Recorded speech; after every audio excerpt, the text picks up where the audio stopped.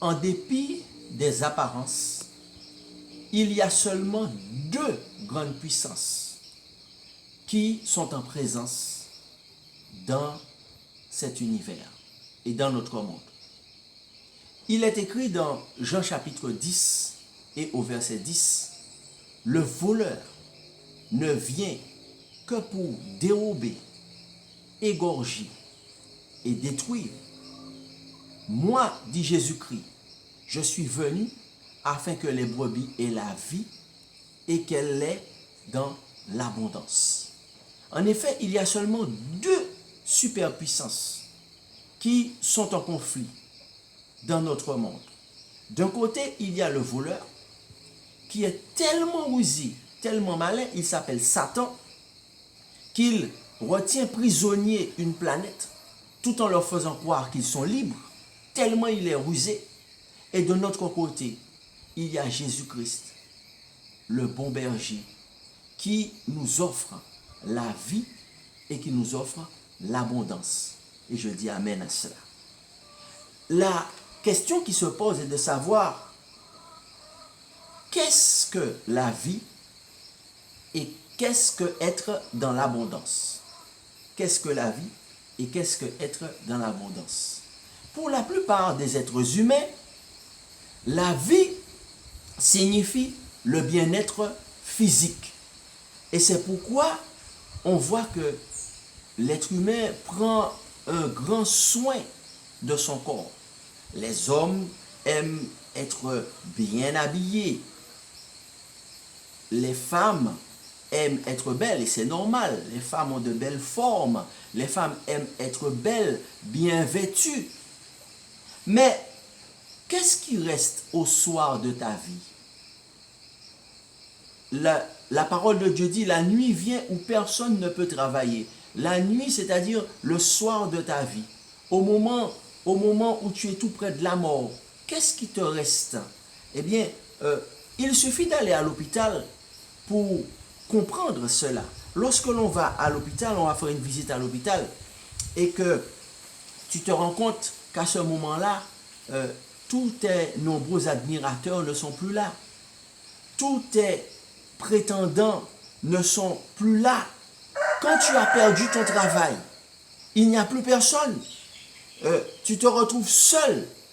Mais heureusement, il y a quelqu'un qui est encore là pour toi. Car Jésus-Christ a toujours été là pour toi et je dis amen à cela. Oui, quand tu es malade, quand tu as perdu ton travail, eh bien, il y a quelqu'un qui est toujours là pour toi. Et cette personne, c'est Jésus-Christ. Et je dis gloire à Dieu pour cela. En effet, qu'est-ce qu'avoir la vie et être dans l'abondance? Eh bien, dans le Jean chapitre 10 et au verset 10, Jésus-Christ déclare, moi je suis venu afin que les brebis aient la vie et qu'elles soient dans l'abondance. Le verbe grec ici, le terme grec ici pour la vie, c'est Zoé. Zoé signifie au moins trois choses. La vie, qu'est-ce que la vie? Qu'est-ce qu'avoir la vie? Ce n'est pas seulement avoir une bonne santé physique. La vie, c'est la dimension physique signifie être dans une santé parfaite, avoir de la vigueur. Ça, ce n'est qu'une dimension de la vie. Parce que la vie, il y a également la dimension mentale et la dimension spirituelle. Dans la Genèse, lorsque Dieu a créé l'homme, il a créé l'homme à son image. Il est écrit que Dieu créa l'homme à son image. Ce que signifie qu'il le créa à son image? Cela signifie que l'homme n'avait pas seulement une dimension physique, mais il a aussi une dimension mentale, c'est-à-dire intellectuelle, et également une dimension spirituelle. Il a ces trois dimensions.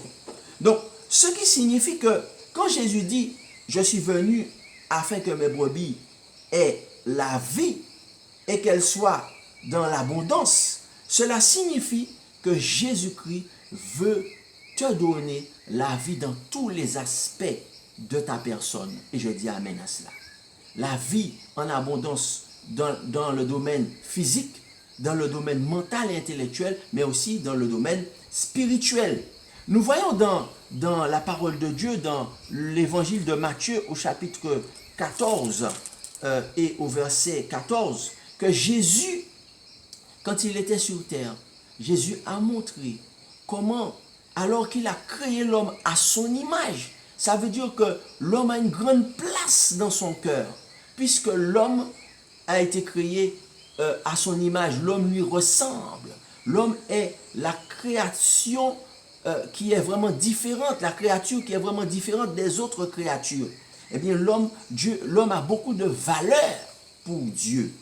Et c'est pourquoi lorsque l'homme a péché, eh bien, le cœur de Dieu était vraiment blessé, Dieu était triste. Et quand Jésus est venu sur terre, Matthieu 14, verset 14, quand il sortit de là-bas, il vit une grande foule et il fut ému de compassion pour elle. Et il guérit les malades. Et je dis amen à cela. En réalité, Jésus eut beaucoup de compassion. Ça veut dire que ses entrailles étaient remuées. Cela signifie que ses entrailles étaient remuées lorsqu'il regardait les êtres humains quand il était sur terre.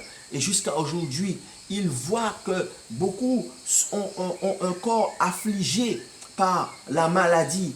Et qu'est-ce que Jésus veut faire pour toutes ces personnes qu'il voit? Eh bien, nous, qu'est-ce que Jésus veut faire pour toi? Nous lisons cela dans le livre du prophète Ésaïe, au chapitre 58 et au verset 12. Dieu est appelé le réparateur des brèches, et je dis amen à cela. Nous lisons dans Ésaïe chapitre 58, on t'appellera, verset 12, réparateur des brèches, celui qui restaure les chemins, qui rend le pays habitable. Et je dis amen à cela. La parole de Dieu nous dit que Jésus-Christ est celui qui va te restaurer. Jésus-Christ est celui qui va te réparer quand tu as été brisé par la vie, quand tu as eu un mauvais départ dans la vie. Les circonstances de ta vie, le chemin de ta vie doit t'amener à une mort prématurée, une mort à la vingtaine. Mais Christ a décidé d'être le réparateur. Christ a décidé d'être le réparateur des brèches. Christ est celui qui est capable de te réparer. Mais le prophète montre que ce n'est pas seulement les personnes, seulement quelques personnes que le Christ veut réparer. Il veut réparer également tout ton pays. Si tout le pays l'accepte, si les dirigeants l'acceptent, il dit que celui qui restaure les chemins, qui rend le pays habitable. Est-ce que le pays est habitable? Est-ce que les conditions de vie sont agréables? Est-ce que l'indicateur de développement humain est au bon niveau? Est-ce que le PIB, le PNB sont au bon niveau? Eh bien, la parole de Dieu dit que le Christ est celui qui rend le pays habitable. Et je dis amen à cela.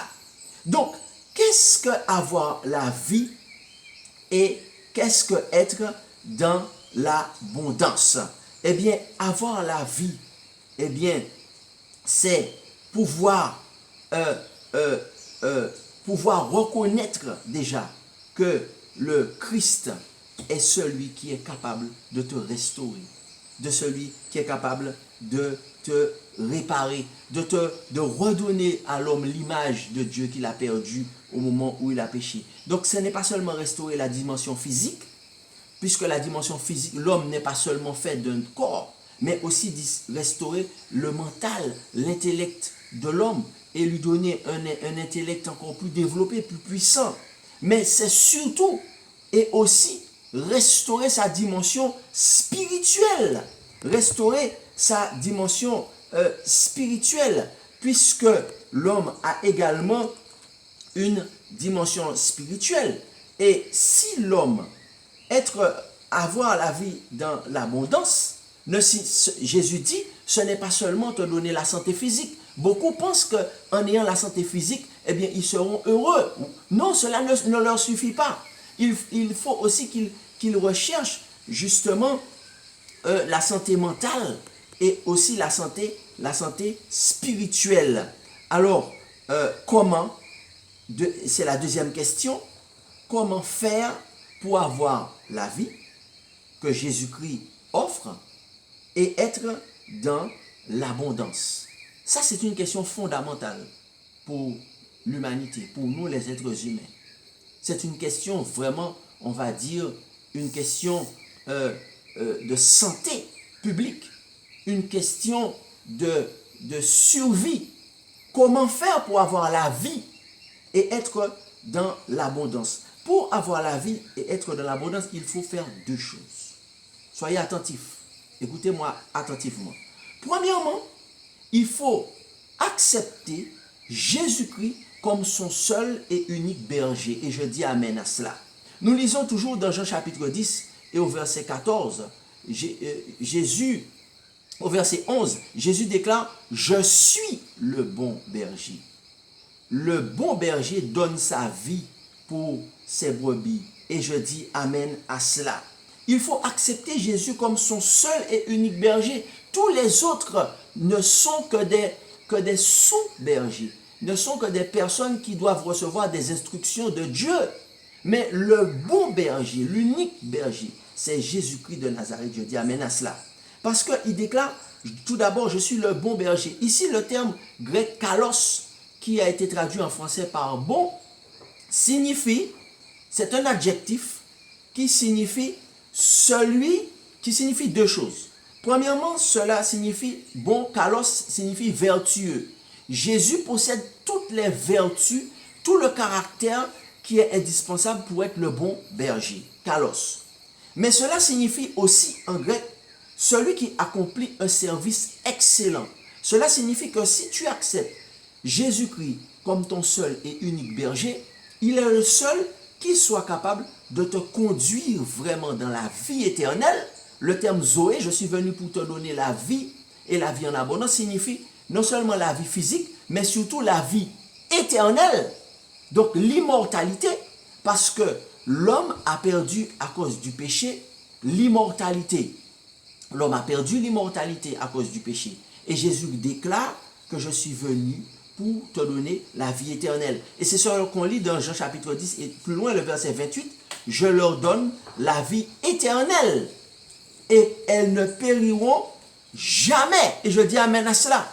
Jésus déclare, je leur donne la vie éternelle. Donc la vie, c'est Zoé en grec. Cela signifie non seulement la vie physique, mais cela signifie aussi la vie spirituelle, c'est-à-dire la vie éternelle. Donc Jésus est le bon berger, kalos, celui qui est vertueux. Kalos, bon berger, signifie aussi celui qui accomplit un service excellent, c'est-à-dire celui qui soit capable de te conduire dans la vie éternelle, sûrement. Et je dis amen à cela.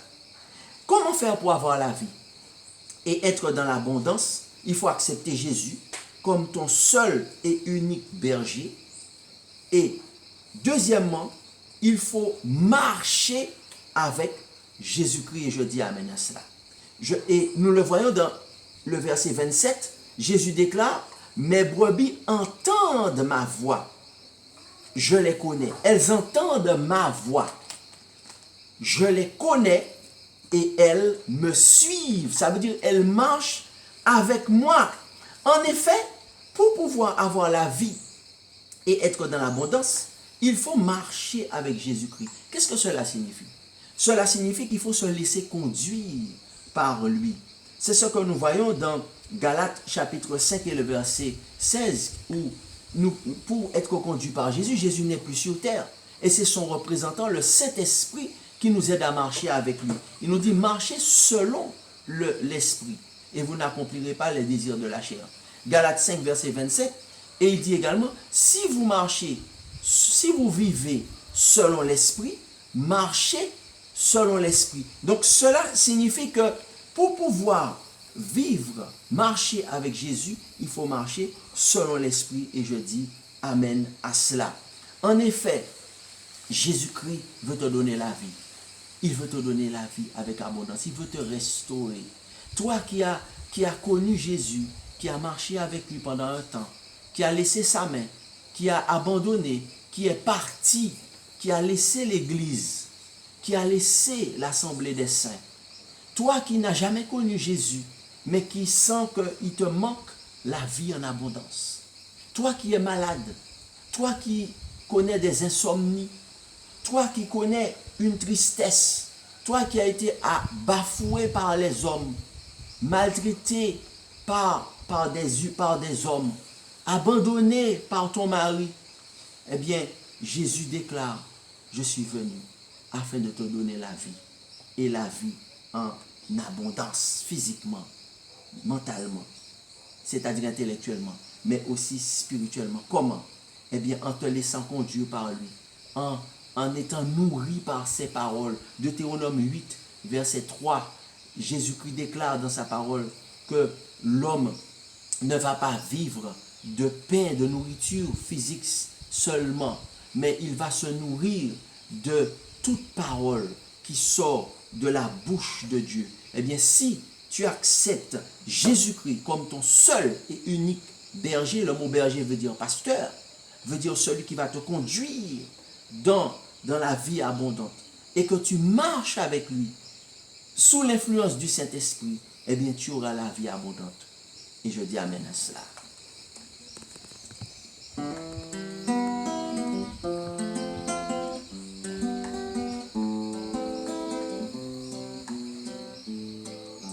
Je marche avec Jésus, pas à pas sur les toits chemins. Je marche avec Jésus, ma main dans sa forte main. Jésus me précède, il m'entoure et partout me suit, et sans cesse il m'aide dans la voie qui mène à la vie, et sans cesse il m'aide dans la voie qui mène à la vie.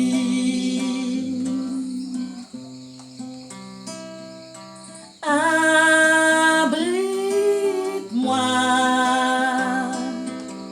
sous tes ailes, couvre-moi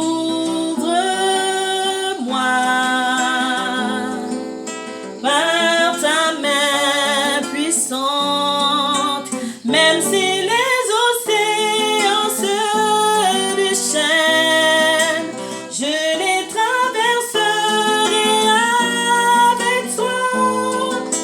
Père, tu domines la tempête, je suis tranquille car tu es là. Je suis tranquille car tu es là. En Jésus seul, je me confie. Il me donne